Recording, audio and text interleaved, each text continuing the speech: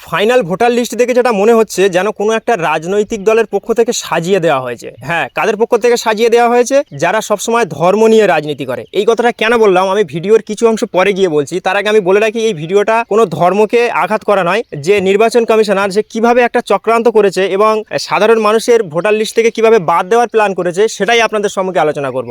আমার নাম আছে 2000 লিস্টে, আমার ওয়াইফের নাম আছে, তাও স্বার্থে কিন্তু আমার ওয়াইফের নাম আবার হচ্ছে বাদ দিয়েছে। আমার সমস্ত পার্টিকুলার আমি এভিডেন্স দিয়েছি, পাসপোর্ট থেকে প্যান কার্ড থেকে যত এভিডেন্স আছে ইনক্লুডিং এভিডেন্স আমি সব কিছু দিয়েছি। তারপরেও আমি বুঝতে পারছি না কেন আমার নামটা ফেরত আসলো। দেখো, যখন আমার সংবিধানের উপরে আঘাত আসবে, সাধারণ মানুষের উপরে আঘাত আসবে, তখন আমি চুপ করে থাকতে পারবো না। এটা আমার অধিকার নয়। যখন আমার অধিকারকে হরণ করা হচ্ছে তখন অবশ্যই আমাকে মুখ খুলতে হবে। তো ভিডিও শুরুতে আপনাদেরকে বলি, ভিডিওটা প্রচুর পরিমাণে শেয়ার করবেন এবং সকলের কাছে পৌঁছে দেবেন। তো দেখো, আমার বুথে 887টা ভোটার আছে। তার ভিতরে আন্ডার অ্যাডজুডিকেশন এই যে লেখাটা যে ফর্মের উপরে যেগুলো দেওয়া আছে, এগুলো এখন পরিপূর্ণ হয়নি। এগুলো ভোটার লিস্ট থেকে নাম বাদ যেতে পারে, ডি ভোটার হতে পারে, বা এগুলো আবার পরবর্তীতে ভোটার লিস্টে নাম উঠতে পারে। এটা কিন্তু এখন কমপ্লিট হয়নি, যেহেতু এটা বাকি আছে, এর প্রসেস এখন কমপ্লিট হয়নি। তো বাদ বাকি যাদের নামগুলো চলে এসছে এগুলো কিন্তু কমপ্লিট আছে। এটা আপনারা সকলেই কম বেশি কাল থেকে এই লিস্টগুলো দেখেছেন। কীরকমভাবে চক্রান্তটা হয়েছে আপনাদেরকে একটু ছোট্ট করে আমি তুলে ধরি। তো আমার বুথে 887টা ভোটার আছে। তার ভিতরে 184টা ভোটারের এই অ্যাডজুডিকেশান এটা এসছে, বিচারাধীন আছে আর কি। তো এখানে আমার বুথে প্রায় 150-র উপরে আমার হিন্দু ভাইরা ভোটার আছে।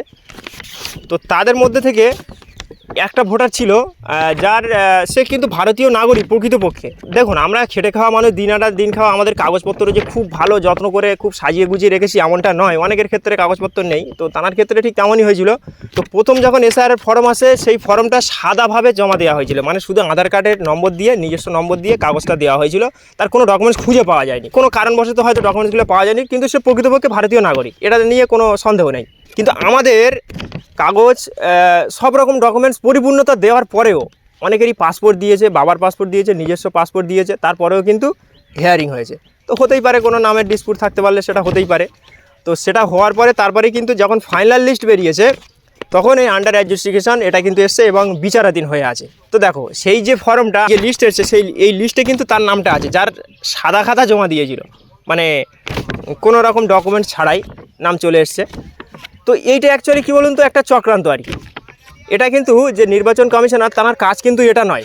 তার কাজ দেশের সংবিধানকে রক্ষা করে যে প্রকৃত ভারতীয় নাগরিক যাতে বাদ না যায়, সেইভাবেই কিন্তু সে কাজটা করেছে। তো তার নামটা বাদ যাওয়াটা আমি এটা যাওয়া বলে আমি সুবিধা বলে মনে করছি, যে আমি খুশি হতাম এমনটা নয়।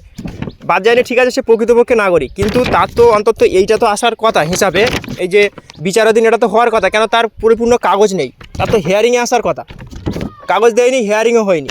কেন এই কারণেই বলছি, আমি আমার বুথে পুরো একদম শুরু থেকে এসআইআর প্রক্রিয়া যখন শুরু হয় সেখান থেকেই কিন্তু আমি বিএলওদের সাথে কাজ করেছি এবং পুরো শেষ পর্যন্তই তাদের সাথে ছিলাম, বিভিন্ন দিক দিয়ে সহযোগিতা করেছি। এমনকি আমার নামও এই বিচারাধীন অবস্থায় আছে। জানি না পরবর্তীতে কি হবে। আমি যে সমস্ত ডকুমেন্টগুলো, প্রয়োজনীয় ডকুমেন্ট, সরকারি নথি সবগুলোই কিন্তু আমি দিয়েছি, তারপরেও কিন্তু আমার নাম রিটার্ন এসছে। এই যেমন এখন বিচারাধীন হয়ে আছে, জানি না পরবর্তীতে উঠবে কিনা। তো এটা শুধু আমার ক্ষেত্রে নয়, এরকম হাজার হাজার শত শত লক্ষ লক্ষ এরকম অবস্থা, যাদের পরিপূর্ণ ডকুমেন্টস থাকা সত্ত্বেও কিন্তু এগুলো হয়েছে। আর যাদের কোনো ডকুমেন্টস নেই তাদেরকেই নেই আর কি। এগুলো কী বলুন তো, আমাদের পুরো চোখের সামনে ধরা খাচ্ছে আর কি। যে কিছু কিছু ব্যক্তি ছিল তাদের ডকুমেন্টস পরিপূর্ণভাবে নেই, জোগাড় করতে পারেনি আর কি। আমাদের তো গ্রাম্য মানুষ, আমাদের তো সব কিছু ডকুমেন্ট যে খুব বেশি মজুদ আছে, সব কিছু আছে এমনটা নয়। আমরা দিন আনা দিন খাটা মানুষ, কাগজপত্রের দিকে অতটা ভালো ধ্যান আমাদের নেই, যেটা পরিষ্কার কথা। কিন্তু তারপরেও তাদের হয়নি, কিন্তু আমাদের হয়ে গেছে। তো এগুলো অ্যাকচুয়ালি একটা চক্রান্ত করে, একটা সম্প্রদায়কে ছোট করে, এটা অ্যাকচুয়ালি একটা দলকে জিতিয়ে দেওয়ার একটা প্ল্যান পরিকল্পনা। তো এত বাহানাদার না করে তো পরিষ্কার তো বলে দেওয়া যায় যে প্রত্যেক জায়গা থেকে এত করে ভোটার বাদ দিতে হবে, দিয়ে ভোট করানো হবে।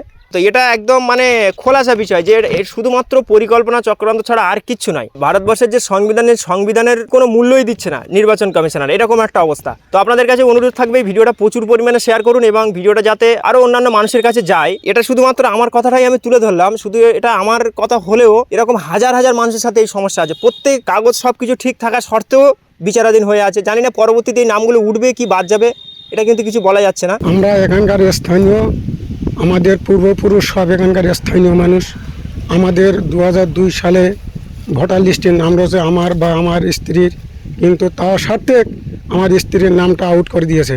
এই বিজেপি সরকার যা করছে পশ্চিমবাংলা ক্ষমতায় আসার জন্য আমাদের ইচ্ছাকৃতভাবে এই সমস্ত মানে ভোটার লিস্টিতে নামগুলো সব আউট করে দিচ্ছে।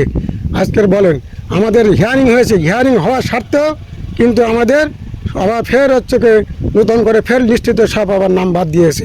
আমার নাম আছে 2000 লিস্টে, আমার ওয়াইফের নাম আছে, তাও স্বার্থে কিন্তু আমার ওয়াইফের নাম আবার হচ্ছে কি বাদ দিয়েছে। কিন্তু এখন দেখছি এখন নাম আউট, আগে চক্রান্ত করে আমাদের এই সমস্ত সব জন্য করছে। বিচারাধীন অবস্থায় এসছে তাই? হ্যাঁ, এই বিচারাধীন অবস্থায় এসছে। আমি তো একজন ভারতীয় নাগরিক, বৈধ নাগরিক, কিন্তু আমি এই যে এসআইআরের কাজ যখন শুরু হয় প্রথম থেকে আমি বিএলওদের সঙ্গে কাজ করেছি এবং আমার সমস্ত পার্টিকুলার আমি হচ্ছে এভিডেন্স দিয়েছি, পাসপোর্ট থেকে প্যান কার্ড থেকে যত মানে এভিডেন্স আছে ইনক্লুডিং এভিডেন্স আমি সব কিছু দিয়েছি।